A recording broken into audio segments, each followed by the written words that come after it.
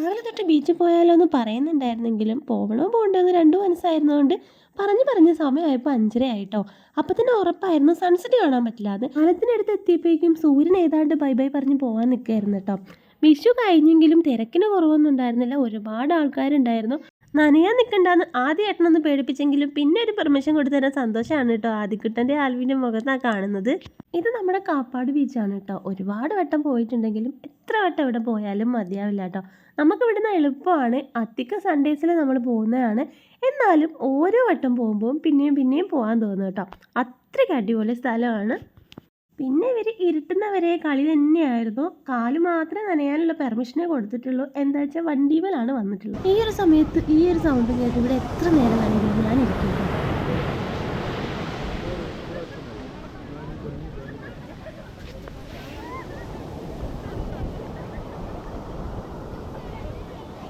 പിന്നെ കുറച്ച് വിശപ്പ് തുടങ്ങിയപ്പം ആദ്യക്കുട്ടനും അച്ഛനും കൂടെ പോയി കുറേ സാധനങ്ങളൊക്കെ വാങ്ങിച്ച് കഴിച്ചിട്ട് അത് വീഡിയോ എടുക്കാൻ പറ്റിയില്ല. വീട്ടിൽ ചെന്നിട്ട് കുക്ക് ചെയ്യാനുള്ള മടി കൊണ്ടും ചിക്ക് ബേക്കിലെ മന്തിയോടുള്ള കൊതി കൊണ്ടും മന്തിയും വാങ്ങിച്ചുകൊണ്ടാണ് വീട്ടിലേക്ക് പോയത്.